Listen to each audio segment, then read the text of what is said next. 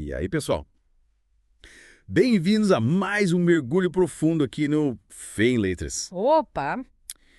Hoje a gente vai tentar desvendar um tema que, vamos ser sinceros, mexe com a cabeça de muita gente. Hum. Qual é a real do trabalho Era na só. vida de um cristão?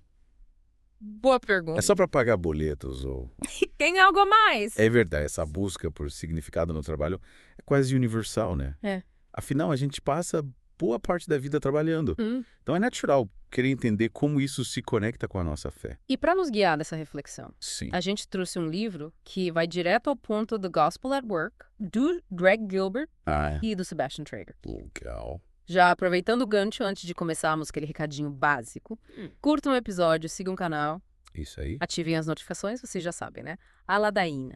Sempre. Compartilhem com a galera e mandem sugestões de livros nos comentários, porque isso ajuda demais o canal a crescer. Verdade. Agora sim, preparados pro mergulho. Vamos lá. No primeiro capítulo, o Traeger já chega com um relato pessoal que te faz repensar tudo. Sim, ele conta sobre a venda da empresa dele, um momento que teoricamente seria de pura felicidade, né? Mas que acabou virando uma baita crise existencial. Tipo, vendeu a empresa, grana na conta, Yeah. liberdade, era pra Ah. ser só alegria, né? Pois é. Mas ele se sentiu completamente perdido, como se tivesse pisado em falso.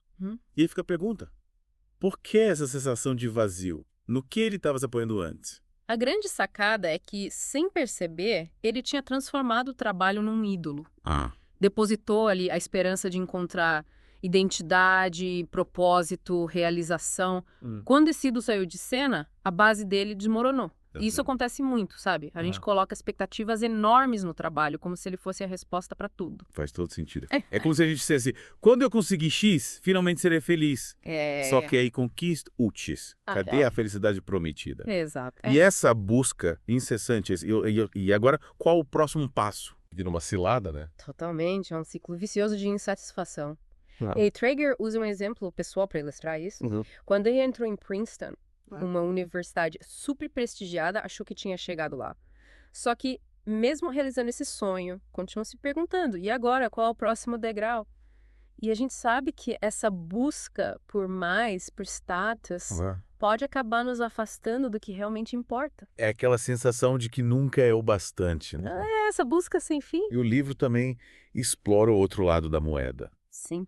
que é negligenciar o trabalho, encará-lo como um fardo. Algo que a gente faz só por obrigação. Exatamente.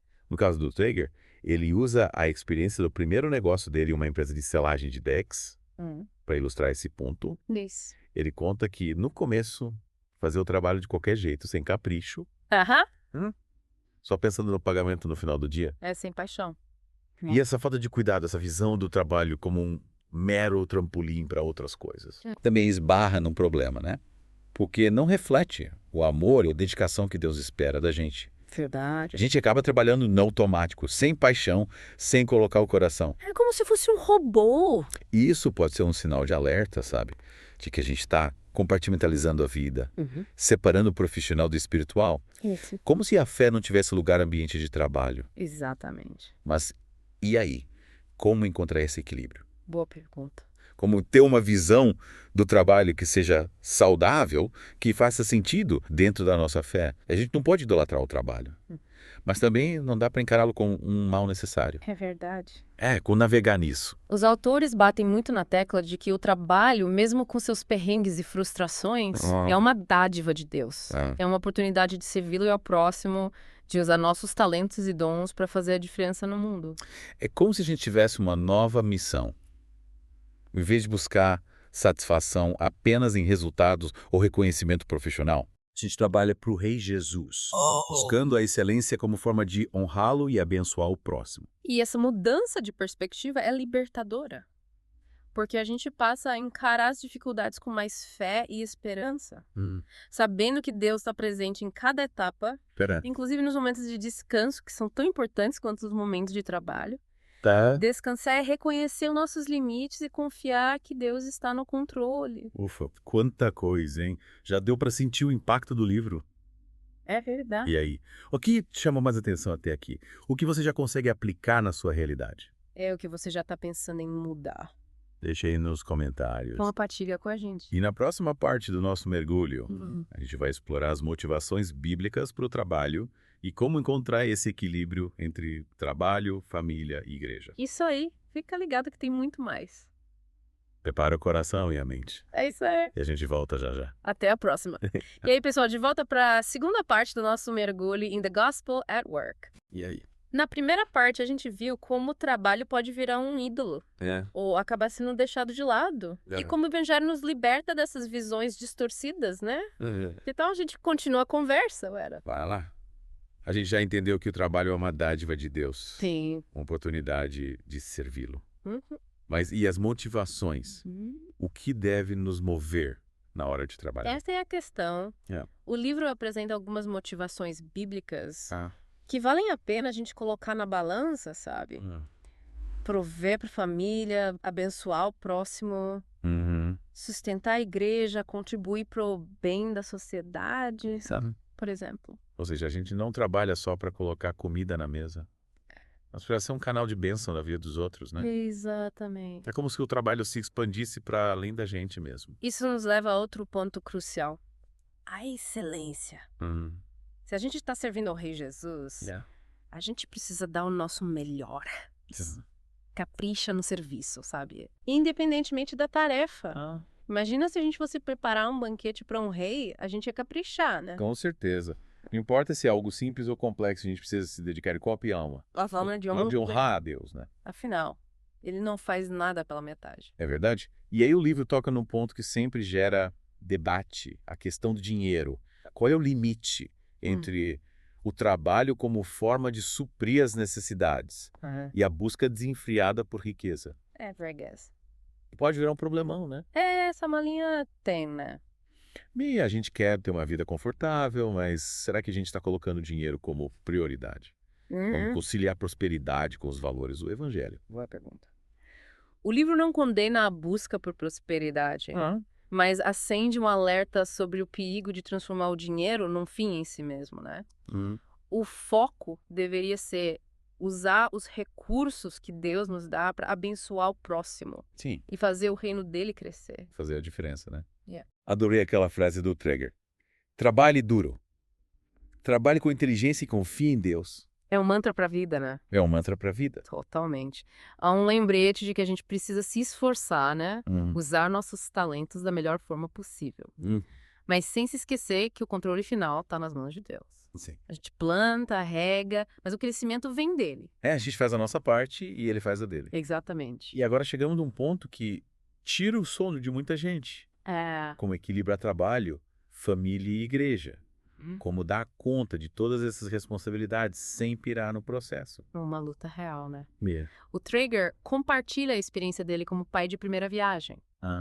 Se sentindo dividido entre as demandas do trabalho, da família, da igreja. Isso.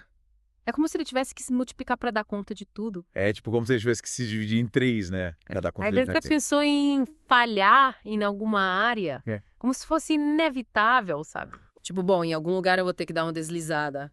Tipo, vou ter que dar menos atenção aqui para poder dar mais atenção ali. E aí? Mas aí ele chega à conclusão de que não é sobre escolher onde vamos falhar. Mas como integrar tudo isso ao nosso chamado de seguir a Jesus. É como se a gente estivesse tecendo uma tapeçaria. Certo. E cada área da vida fosse um fio essencial. Faz sentido? Não é sobre escolher um pedaço da vida em detrimento de outro, mas sobre como fazer tudo convergir para o centro, né? Isso aí. Que é Jesus. E o livro sugere alguns padrões bíblicos de fidelidade para cada área, que nos ajudam a ter uma visão mais clara do que significa ser fiel. É como se a gente tivesse um mapa, né?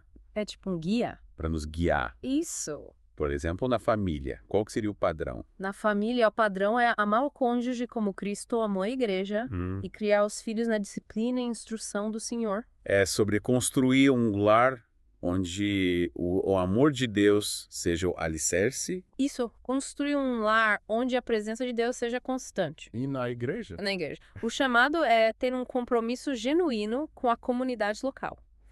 Participando ativamente, incentivando os irmãos, sendo parte do corpo. É sobre viver o amor em comunidade, ser um para o outro, né? Exatamente. E no trabalho. No trabalho, o objetivo é prover para si e para a família, tendo recursos para compartilhar com os necessitados. É sobre usar o trabalho como ferramenta para abençoar, para ser sal e luz no mundo. É, levar o amor de Deus para o ambiente de trabalho. É isso aí. Mas encontrar esse equilíbrio não é moleza, né? Não é fácil, né? A gente sabe, né? A gente vive isso na pele. Na prática, o desafio é grande. E o livro dá algumas dicas para a gente encarar essa jornada. Sim, ele dá algumas sugestões bem práticas. E que dicas são essas? Definir o que significa ser fiel em cada área, né? Fazer uma autoavaliação honesta. Pedir conselhos para quem a gente confia. Sim. E, principalmente, se jogar nos braços de Deus. Confiar em Deus é o ponto-chave. É isso aí. É Ele que nos capacita, que nos guia nessa busca por equilíbrio. A gente faz a nossa parte, mas a força, a direção, a sabedoria, tudo vem dele. A gente planta, rega, mas o crescimento vem dele. Exatamente. E aí, como você tem vivido essa busca por equilíbrio entre trabalho, família e igreja? Como você tem administrado seu tempo, suas energias. Quais os desafios que você tem enfrentado? Quais suas estratégias? Conta pra gente. Compartilhe com a gente nos comentários. Isso. Na próxima parte, a gente continua esse mergulho, explorando como ser um testemunho cristão no trabalho e como exercer a liderança de forma que honre a Deus. Isso aí. Prepara o coração e a mente. Quero ir de volta já. De volta ao nosso mergulho em The Gospel at Work. Já exploramos como o Evangelho transforma a nossa visão do trabalho, as motivações que nos movem e a busca por equilíbrio entre as diferentes áreas da vida. Mas ainda tem um ponto que a gente precisa desvendar. É verdade. A gente já sabe que o trabalho não é só sobre pagar as contas, mas sobre servir a Deus. Mas e na prática? Como a gente coloca isso em prática?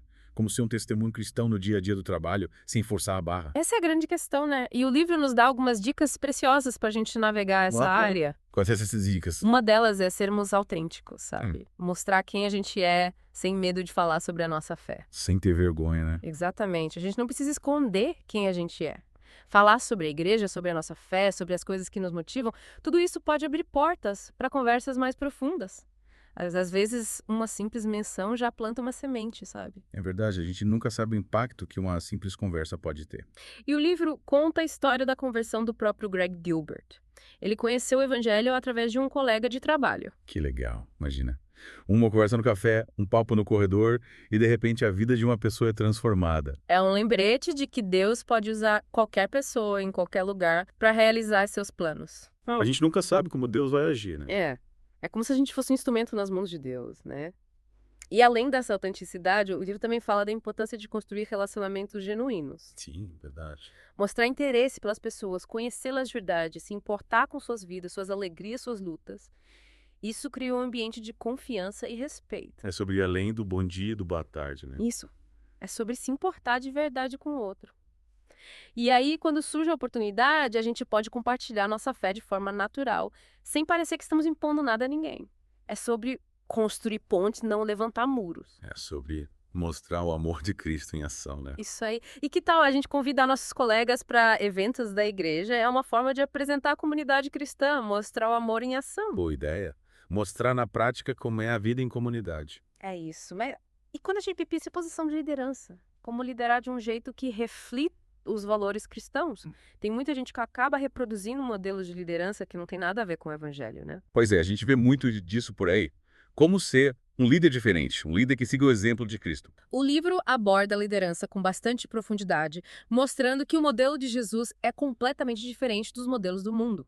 Liderar como Jesus liderou é servir aos outros, é colocar as necessidades do próximo acima das nossas. É sobre ser um servo, líder, né? Exatamente. E o livro apresenta 6 princípios bíblicos da autoridade que nos ajudam a entender como liderar de forma justa, compassiva e eficaz. Princípios que podem revolucionar a forma como a gente enxerga a liderança. Que legal. Quais são esses princípios? O primeiro princípio é que a autoridade vem de Deus. A gente não conquista a liderança por mérito próprio, mas a recebe como um presente para ser usada para o bem. Ou seja, a gente precisa usar a nossa posição para servir aos outros e não para nos promover. É isso aí. E o segundo princípio destaca que a autoridade deve ser usada pró bem do próximo e não para autopromoção ou busca por poder. É sobre cuidar das pessoas, ajudá-las a crescer, a desenvolver seus talentos. É sobre ser um mentor, um guia, um amigo. Isso. Esses princípios nos lembram que liderar é, acima de tudo, servir. É ter um coração de pastor, cuidando do rebanho com amor e dedicação, mas o livro também nos alerta para o perigo do abuso de autoridade, que pode causar muita dor e sofrimento. A gente precisa estar atento para não reproduzir padrões de abuso que a gente vê por aí. Sim, é preciso ter cuidado para não usar a nossa posição para manipular ou controlar as pessoas. É fundamental que o líder cristão seja humilde, reconhecendo suas limitações e buscando sempre a direção de Deus. É sobre andar em constante quebrantamento, sabendo que a gente não tem todas as É respostas. sobre depender de Deus, né? Buscar sua sabedoria e a sua força para liderar com amor e justiça. E nesse ponto, o exemplo de Jesus é o nosso guia. Com certeza. Ele, sendo o rei dos reis, se humilhou e serviu seus discípulos com amor e compaixão. Que exemplo poderoso, né? É um exemplo que a gente precisa seguir sempre, né? Buscar ser como Jesus em tudo que fazemos, inclusive na forma como lideramos. E chegamos ao fim do nosso mergulho em The Gospel at Work. O que você achou de tudo isso? O que te marcou mais? O que você leva para sua vida? Tenho certeza de que esse bate-papo te provocou a repensar a sua vida profissional, a sua forma de trabalhar, de liderar. Esperamos que sim. Que seu trabalho deixe de ser apenas um meio de sobrevivência e se torne uma forma de adorar a Deus e abençoar o próximo. Isso aí. E antes de encerrarmos aquele lembrete de sempre, curta o episódio, sigam o canal, ativem as notificações e compartilhem com a galera. Espalha para todo mundo. Claro, deixe seus comentários contando o que vocês acharam do episódio e quais livros vocês gostariam de ver por aqui. A gente adora ler os comentários de vocês. A gente se vê no próximo mergulho. Até lá.